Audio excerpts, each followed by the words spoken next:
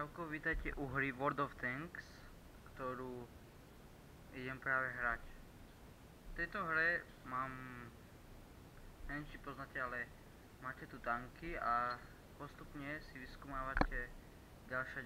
Hrajem to samozrejme na tablete ako inak, čiže budú vidieť moje prsty nešikovné, ak to hrám a tak. Máte tu od prvej skupina až po tí 10, ktoré sú úplne najlepšie a najviac vylepšené a tak. Čiže také v podstate postupujete ďalej a ďalej. Samozrejme, nie je to ťažké, ale niektoré bitvy sa jednoducho nedajú vyhrať s tými ľuďmi. Samozrejme môžete ísť aj viacerí. Ja som to skúšal s bratom hlavne a tam vtedy mi to išlo. No a ideme si dať prvý závod. Prvú bitvu. Asi pôjdeme s T2. Tu vám hlavne chcem ukázať, lebo to je najlepší tank tejto úrovni, aký môže byť.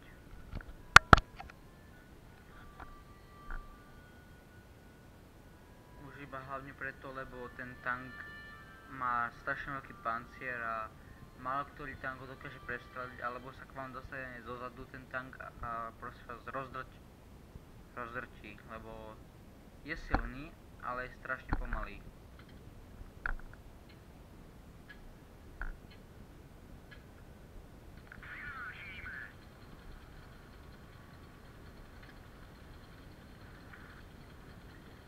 Tuto vlastne spočíva v tom, že sa máme dostať na určité miesto a obsadiť základňu. Buď obsadíme základňu, alebo zničíme všetky nepriateľské tanky. Na počítači je to 15 proti 15 a tuto je to 7 proti 7.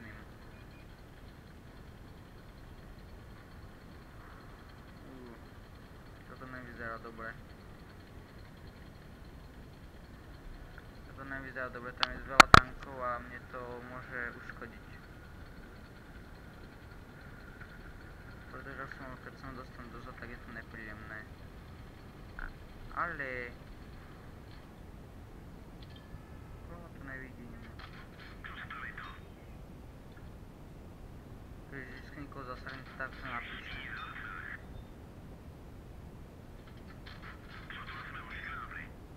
Ja toto neznášam. Dobre, niekto dal celkom dobrý zasah. Takto keď idete ešte proti nemu ako takto, tak je to v pohode, lebo ten tank sa ubraní jej strašne dobre.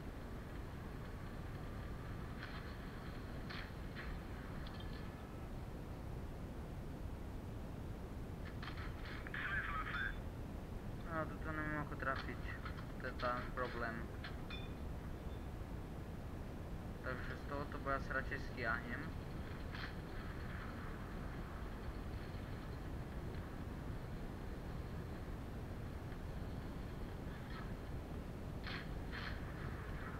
Keby sa mi niekto dostal dozad, tak by to bolo lepšie.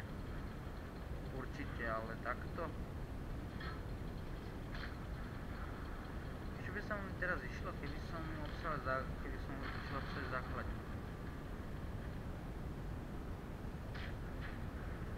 Kokos, mne to strašne vadí, že ten tank je pomalý, lebo nejak extra sa nikto nedostane, ale aspoň má jednu vec, ktorú mám na ňom rád, že vydrží to dosť. Ako proti tomuto tanku, ktorému som išiel, to akože moc nevydržal. Áno, presne, toto urobte.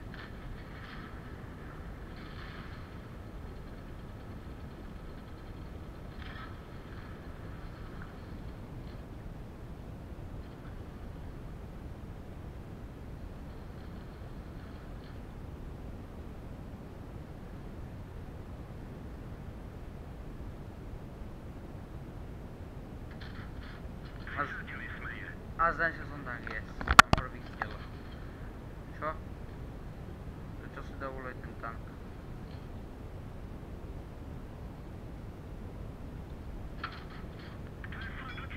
Yes, a zasiel som motor.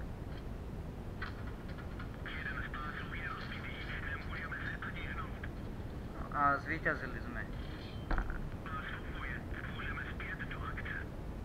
Samozrejme, samozrejme keď vyhrajete bitvu, tak sa ozve taká víťazná hudba, čož je super.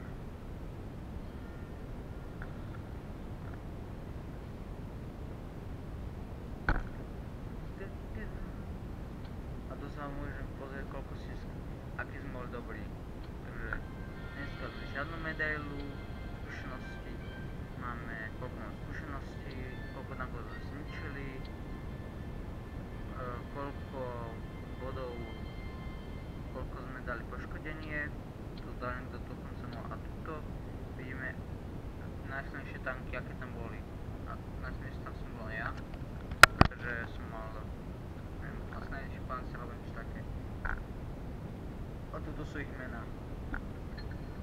Ja som zabijak, taký ten potečník, 20, potečník a destroyer. Tak je to tak nikým nevyzerá. Teraz máme tento tank ešte a potom už je len splení. To bude také kratšie videa väčšinou.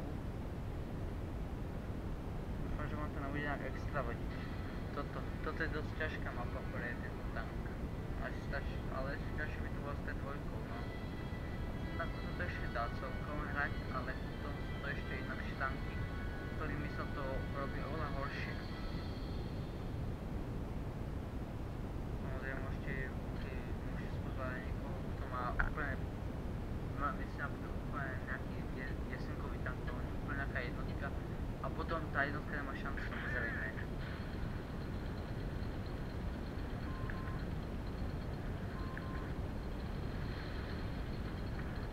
Táto hra je skôr aby taká, že keď máte radi tanky, tak si ju zahráte, viete ako čo je a tak. Samozrejme, ale môžete sa hrať v podstate aj zábavne, ako to už je jedno. Hlavné je, aby ste vyhrali toto hlavne, no. Ale aj keď nevyhráte, tak je to v podstate aj tak získate skúsenosti, takže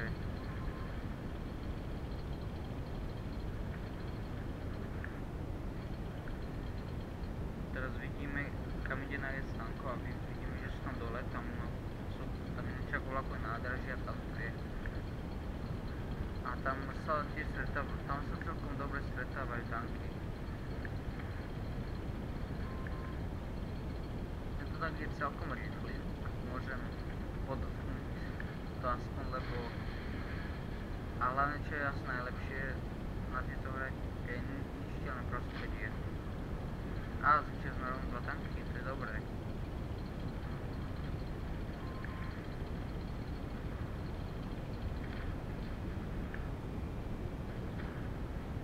A teraz môžeme ísť ešte dozadu na nich. Všetkých 7 tankov vyšlo, no tak to som šťastný, že to udržali nejak.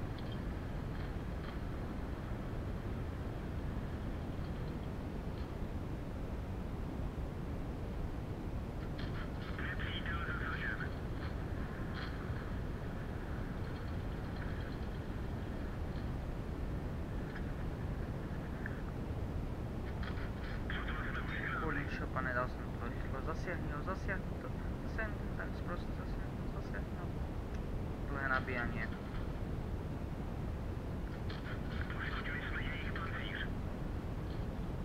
Čo? Oni to vyrovnali, sú svine. Škaredé, bolševické. Kokos, teraz to musíme udržať. Teraz je to na nás, aby sme to udržali.